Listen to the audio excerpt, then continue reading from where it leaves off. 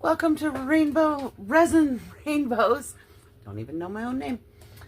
Welcome to Resin Rainbows. I will be working on a cross wall hanging today. I actually have a couple of those to do. We are going to use the Let's Resin 1:1 epoxy resin, and it is measured by volume. We are also going to be using the Let's Resin chameleon powders, as well as the Let's Resin intense chameleon powders, and the Let's Resin black pigment paste. The mold that I have is from Amazon. I am also using the Resiner's air purifier, the Resiner's dual-headed mixer, 99% isopropyl alcohol, and some wall hangers that I also got from Amazon. I am going to grab my gloves here. Please remember when you're working with resin to wear the proper PPE, whether that be gloves and a mask. Make sure you're in a well-ventilated area, or use an air purifier, or both. Resin can be toxic, and you can build up a toxicity to it. So you might not be allergic today, but you could be tomorrow. We are going to paint this mold, and then I will be backing it with black resin, which I will be mixing up later because I don't want it to get too warm while I'm painting. So I think we will start out with the Let's Resin grape chameleon powder. I'm going to do this a little differently just because I know how big of a mess I make. So I have these little brushes. They have some, I love the bristles. They're kind of stiff. I just got them from a local variety store. I did have to do a little bit of doctoring to them.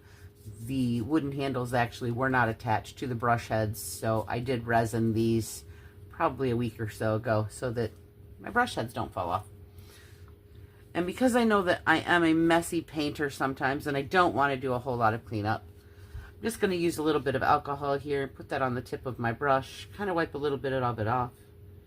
I'll dip it in my chameleon powder and then paint it. If that helps it to not go quite, it won't go everywhere then, or won't go everywhere as badly.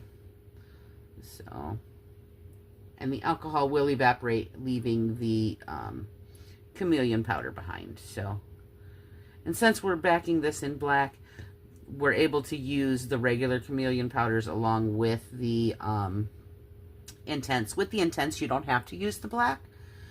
You can use any color really with those. So that it's one of the nice things with those. And I don't know why I just painted his hand, so I will be fixing that. Clean that up here in a little bit. But, so yeah, I'm just going to be painting this. I have a few different colors here that I'll be using. And we'll get it all painted up, and then we will fill it up. I'm sure most of you know how to paint. So I'll paint a little bit of this, and then I will put you on pause, and we'll come back when I'm ready to pour the resin, or when I switch colors. So that way you don't have to sit here and watch me paint for 10 minutes or longer, because with these fingers sometimes it does take a little bit longer. So, all right, well, I will put you on pause, and we will come back when I have this all painted. Welcome back. I am not the cleanest of painters, obviously. I got mica everywhere. But that's okay. We have some tools at our disposal to clean that up. I'll get that off of there. I'll use the other end here. Get it all cleaned up here, and we'll switch to our next color. Now that was the grape mica powder. Let's see see, I need a little bit here.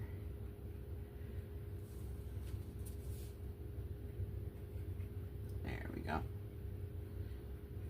All right, we got that all done, and now we'll use our little switching pad here, clean up our brush. And I think for the cross itself, we will use maple as soon as I can find it. Cherry green.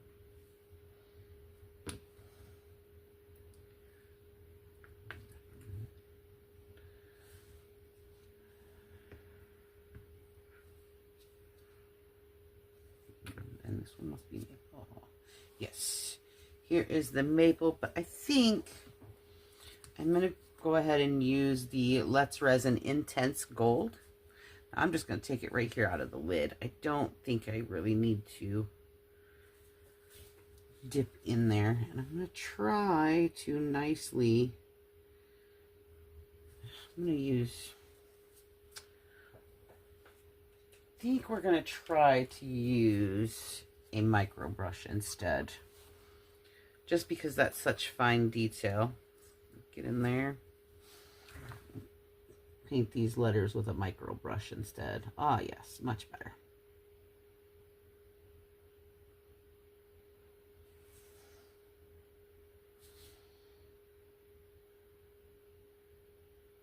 Much neater than with any of the paint brushes, because those bristles are gonna just get it everywhere.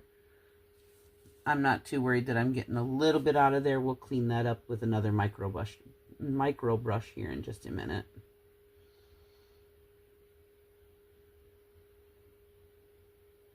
And like I said, we're going to back this in black, even though with these intense mica powders, we don't need to. But we definitely need to for the regular mica powder, such as the grape that I used to begin with. There we go. Now we'll get a clean one. Dip that in just a little bit of that alcohol there. Just clean up these areas where I bumped. And for those of you that were yelling at me at the very beginning of the video when I painted the hand purple, I have fixed that. I cleaned that while I was off camera real quick. So that's all been taken care of and cleaned up all nice. All right. I'll go ahead and put the lid back on that.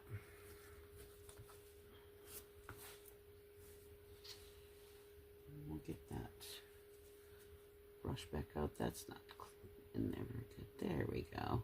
That's a little better. I touch that up just a tad.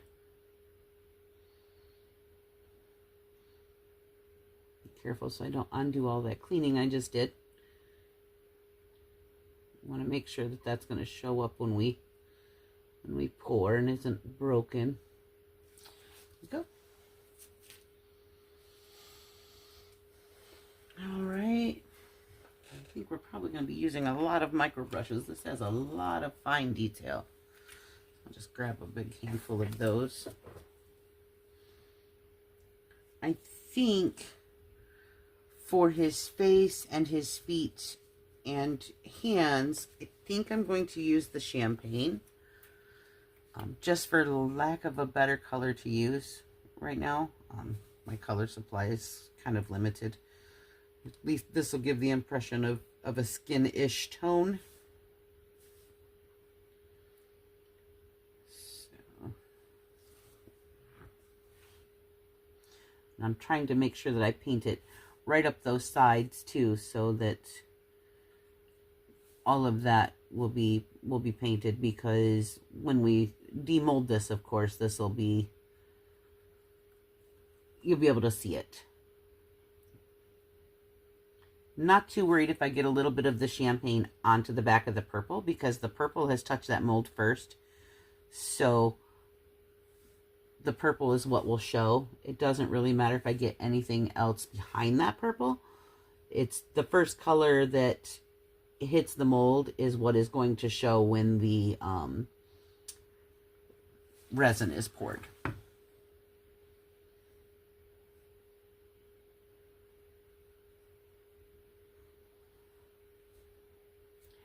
And I'm not too worried about the little extra that's in there either. I will blow that out as soon as I'm done painting it. I will take it outside and make sure that it gets a good blowout so that I don't have all that extra powder floating when I pour my resin.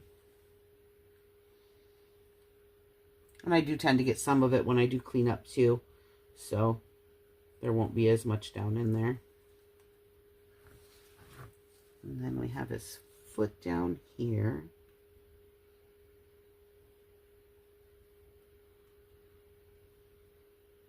Actually, I believe this is both feet. It's just the angle that they're at that it looks like one.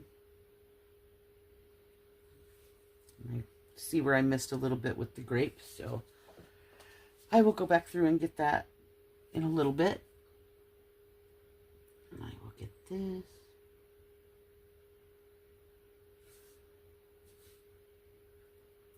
I think painting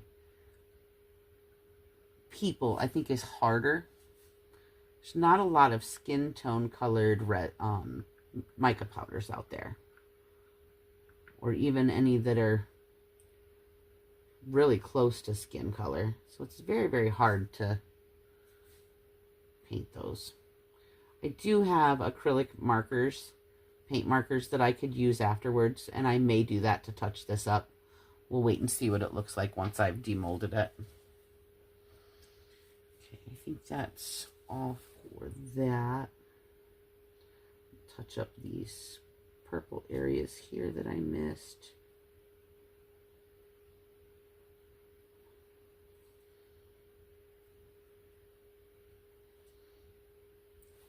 I think a little bit there. Okay. Looks pretty good. All right, and I think we will do the cross. And that is going to be in my maple color, which I just had here. So we will do this outer cross in that. Both, I may do, yeah, I think both. I don't think I have another.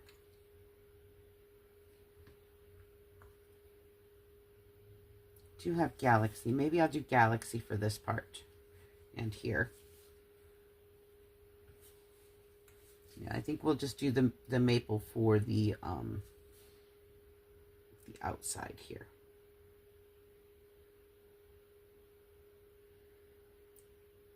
It's a nice rich brownish color.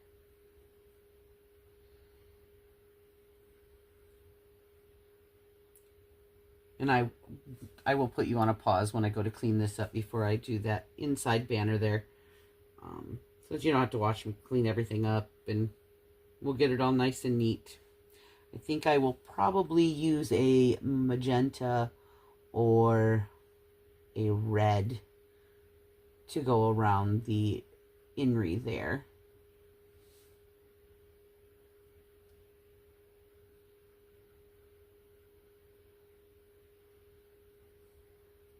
And again, just making sure I got it all the way up those sides there so that all of that is spilled in when that resin's poured.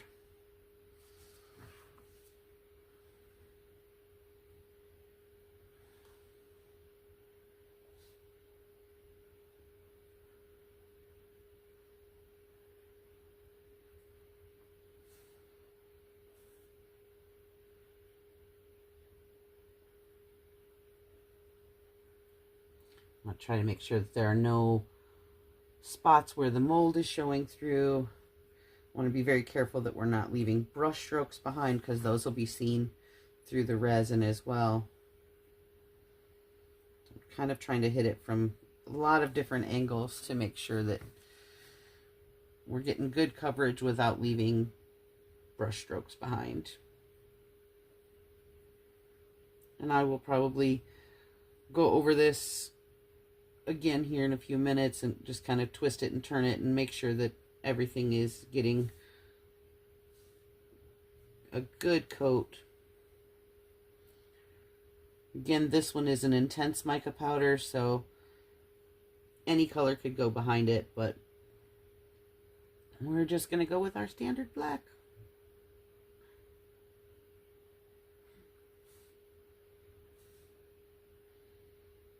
If there's anything that you would like to see me do,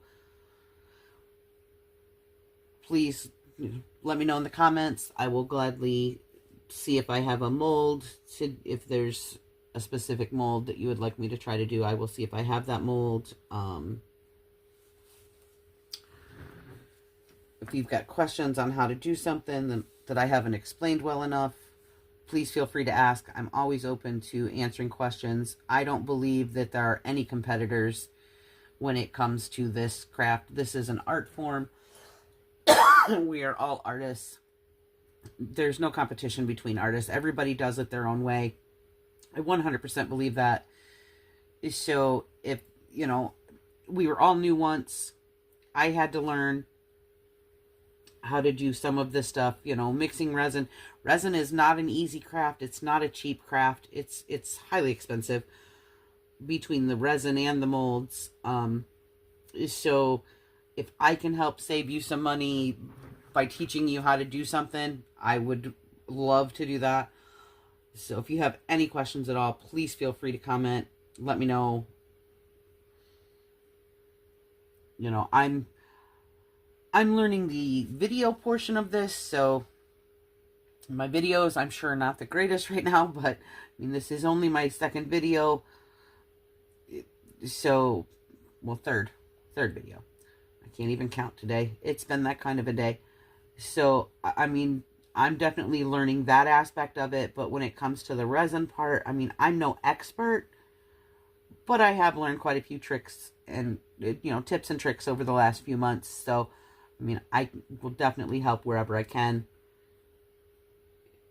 So, I guess what I'm trying to say is I'm open to questions from anybody. Like, I don't have a problem helping people out at all. So, any questions, please, please just ask. And I will do my best to answer. And I think that needs to be a little bit more of that grape. That's Galaxy. There it is. No, that is the other. Okay, I need to wipe that back off. I'm getting myself all confused. It's all good. Keep a handy dandy baby wipe here for when I... Oops. I will wipe that back off. Besides that, I want to make sure that all of this here is cleaned up anyway, because this is getting a different color put on it. So we'll just do a quick wipe up here. I'm not going to worry about getting everything cleaned up just yet, since we are still in the middle of painting it. I want to make sure that the color that's going on here is the only color that touches it, so that, because this maple will show through if it is on there. Get my edge there, because I did not turn it so that I could see. Of course I hit that right where I cleaned it. That's the way it goes.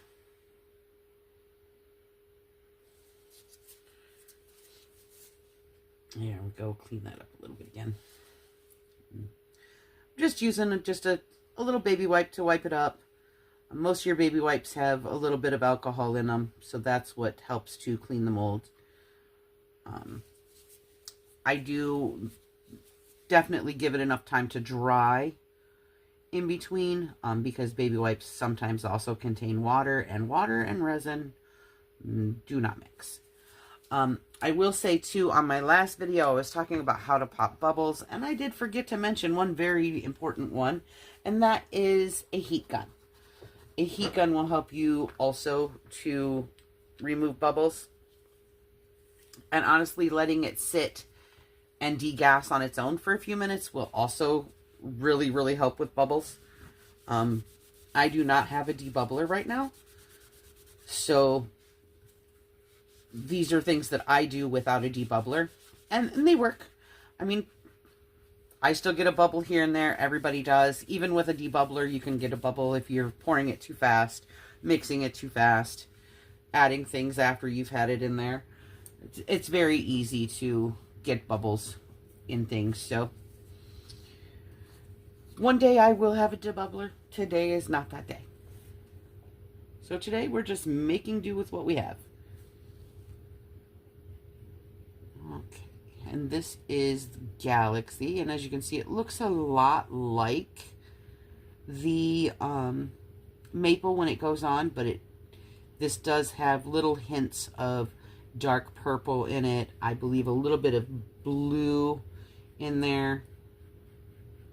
So very, very beautiful color.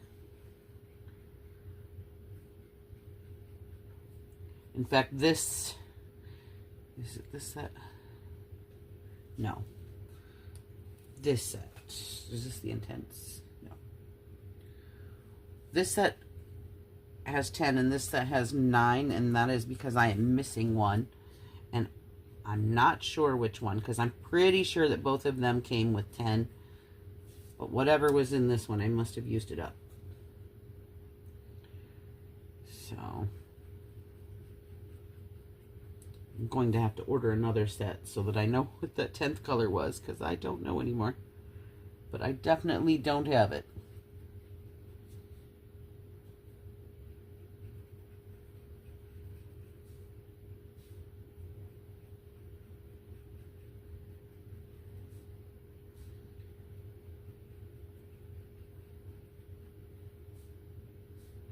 And this container with the sponge in it, it's just a cleaning sponge. It's dry. It's just for swapping out between colors with the brushes. You can swipe your brush in there and it'll clean it off for the most part. Just makes it so easier so that you're not mixing up your mica powders when you're painting.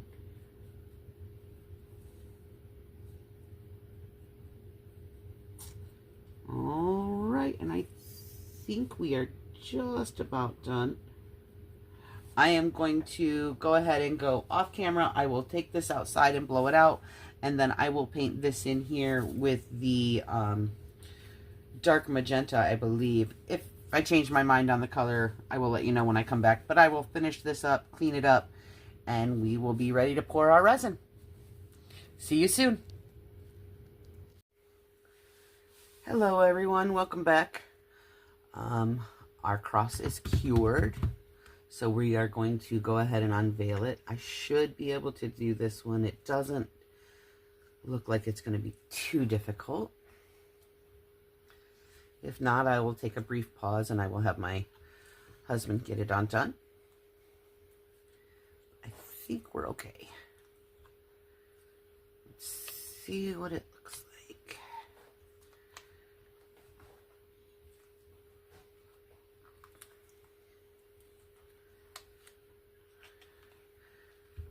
Need to clean up a few little edges, but not too bad. Apparently my table is not quite as level as what it looked like. We can fix that later.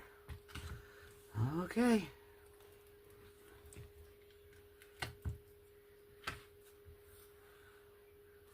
There we go. And it's all